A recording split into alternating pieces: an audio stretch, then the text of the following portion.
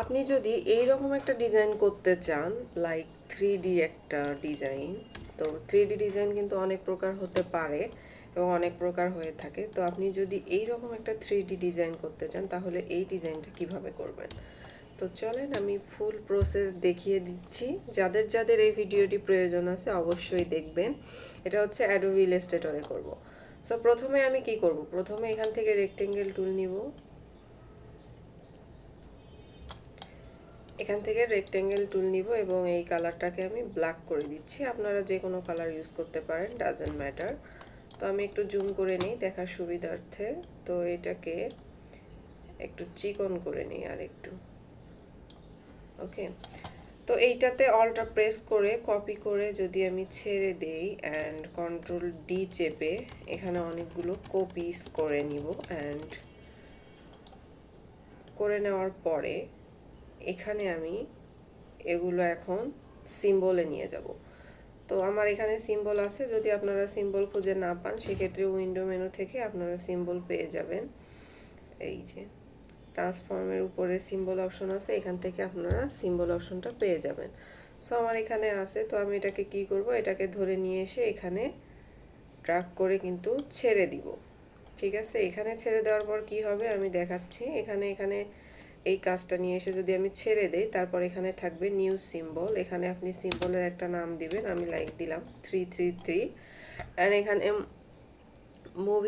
Movie clip কিন্তু ঠিক থাকবে এবং ডাইনামিক সিম্বল এই অপশনগুলো সিলেক্ট থাকবে। দেন আপনি ওকে করে দিবেন। ওকে, অ্যান্ড এটাকে ডিলিট করে দিবেন, এটার আর দরকার নাই। তো আমার সিম্বলটা কিন্তু এখানে এসে সেভ হয়ে গেছে। ওকে, এই যে সিম্বলে এসে এখানে সেভ হয়ে যাবে। দেন আমরা কি করব, এখান থেকে রেক্টেঙ্গেলের নিচে 3 নম্বরে যে ইলিপস টুলটি আছে সেটাকে আমরা এখন নিব। এখন এই ইলিপস টুলটি আমরা কিভাবে নিব, অনেকে কিন্তু ইলিপস টুল পারফেক্টলি নিতে পারে না। সো আমরা শিফট চেপে ধরবো। শিফট চেপে ধরে যদি মাউসের বাটন প্রেস করে আমরা ছেড়ে দেই সেক্ষেত্রে কিন্তু সুন্দর একটা ইলিপস সমান দূরত্বে এসে যাবে এবং কোনো প্রকার ডিম্বাকৃতি হবে না।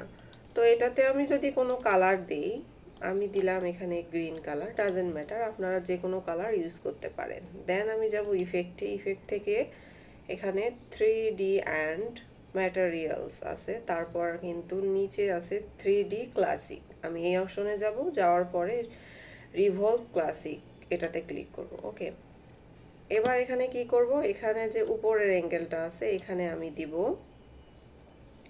54।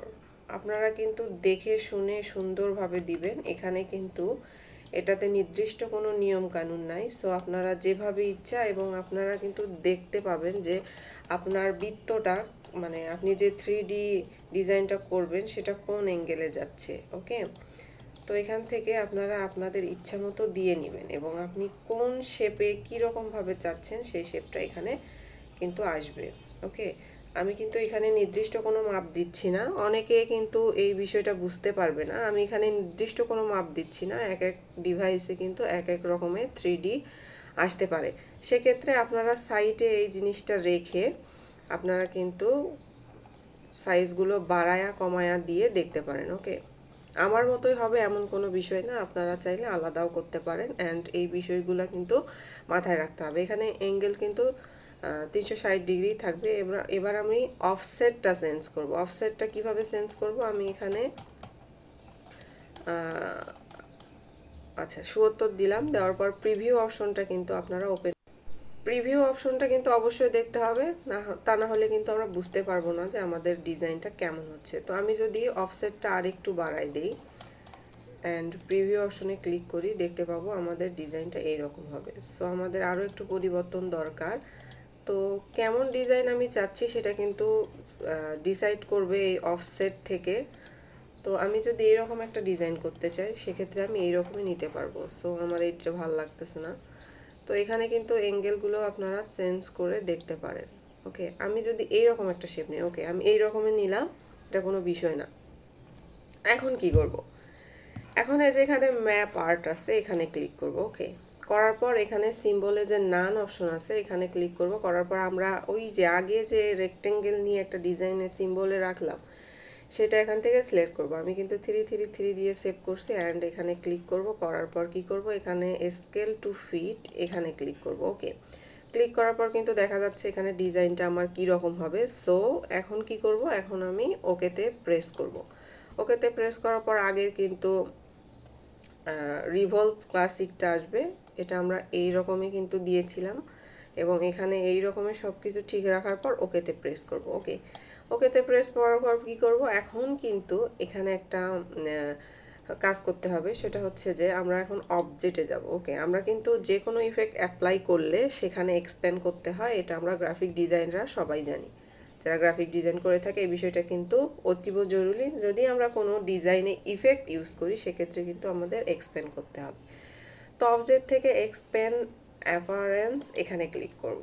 করার পর কি করব, রাইট বাটনে ক্লিক করে আনগ্রুপ করতে থাকবো 2বার। করার পর এখানে রিলিজ ক্লিপিং মার্কসে ক্লিক করব। ওকে, করার পর এখন কাজ কি, এখন হচ্ছে যে আমরা এক্সট্রা যে অবজেক্টগুলো আছে এগুলোকে ডিলিট করতে হবে। তো এক্সট্রা অবজেক্টটা কিন্তু ডিলিট করতে হবে মাস্ট বি, না হলে আমরা কিন্তু পারফেক্টলি কোনো ডিজাইন পাচ্ছি না। ওকে, তো এক্সট্রা অবজেক্টগুলো কিভাবে আমরা দেখব, এই যে মাউসটা যেখানে যেখানে নিয়ে যাবে এবং দেখব যে দীর্ঘ পাত যেগুলো মানে বড় বড় পাত দেখা যাচ্ছে সেই পাতগুলা কিন্তু ডিলিট করে দিব। ওকে, অনেকের কাছে এটা ঝামেলা মনে হতে পারে, বাট এটা কোনো ঝামেলা না, এটা আমাদের কাজের ক্ষেত্রে অবশ্যই অবশ্যই করতে হবে। ঠিক আছে, তো এরকম করে এক্সট্রা পাতগুলো কিন্তু খুবই সহজে কিন্তু সিলেক্ট করা যায় অ্যান্ড ডিলিট করা যায়। ওকে, যদি এরকম করে সিলেক্ট করে ব্যাক স্পেস চাপি তাহলেই কিন্তু এক্সট্রা পাতগুলো সুন্দরভাবে ডিলিট হয়ে যাবে। ওকে, এবার অনেকে প্রশ্ন করতে পারে যে এই পাতগুলো আমরা কিভাবে খুঁজে পাবো। কোনো প্রবলেম নাই, এখানে সিলেকশন অপশনে থাকার পরে আমরা যদি মাউসটা এখানে নিয়ে আসি তাহলেই কিন্তু সবগুলো দেখা যাবে। আর তারপরেও যদি থেকে থাকে সেক্ষেত্রে কি করব আমি দেখাচ্ছি। এই যে এখানে সিলেক্ট অপশন আছে, সিলেক্ট থেকে এখানে যদি সিলেক্ট করি তাহলে কিন্তু এখানে খুব সুন্দরভাবে শো আপ করতেছে যে কোথায় কোথায় পাত আছে। এখন আমি কি করব, এখানে পাত ছিল। ওকে, তো এখানে যদি মাউস নিয়ে যাই পাতটা দেখা যাবে। এবার আমি আবার বুঝতেছি না কি করব, তখন কি করব, আবার সিলেক্ট করব, করার পর কি করব, এই যে এখানে পাত আছে। ওকে, এখন এখানে সিলেক্ট করব, করার পর ডিলিট করব, আবার বুঝতেছি না, এখন কি করব, আবার সিলেক্ট করব। এইভাবে কিন্তু প্রত্যেকটা পাত ডিলিট করতে পারি। আর আপনারা চাইলে কি করতে পারেন, আপনারা কিন্তু কুইক সিলেকশন থেকে এই পাতগুলো সিলেক্ট করে কিন্তু ডিলিট করতে পারেন খুবই সহজে। ওকে, তো আমি এইভাবে করতেছি বোঝার সুবিধার্থে। তো সবাই কিন্তু এক একভাবে করতে পারেন কাজগুলো। গ্রাফিক ডিজাইন এমন একটি জিনিস যেটা হচ্ছে পারফেক্টলি কোনো নিয়ম নাই। সো আপনারা যেভাবে ইচ্ছা যেভাবে সুবিধা হয় সেভাবে কাজগুলো করে থাকতে পারেন, কিন্তু প্রসেসগুলো কিন্তু অবশ্যই অবশ্যই মানতে হবে। প্রসেস না মানলে কিন্তু কাজের অ্যাঙ্গেল বা কাজের ধরন কোনো কিছুই ঠিক হবে না। সো আমার আর কোনো পাত নাই। সো যদি থেকেও থাকে তাহলে কিন্তু আমরা বুঝতে পারবো। কিভাবে বুঝতে পারবো, এখানে সিলেক্ট করলাম, করার পর আমি যদি উইন্ডো থেকে পাথ ফাইন্ডারে যাই, আমার এখানে পাথ ফাইন্ডার আছে, এই যে পাথ ফাইন্ডার অপশন।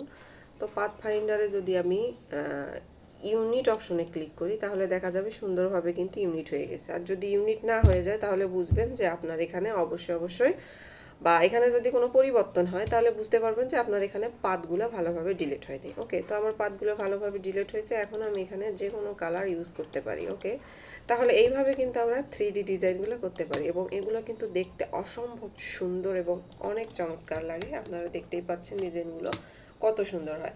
তো এইভাবেই কিন্তু আপনারা 3D ডিজাইন করতে পারেন। So thank you.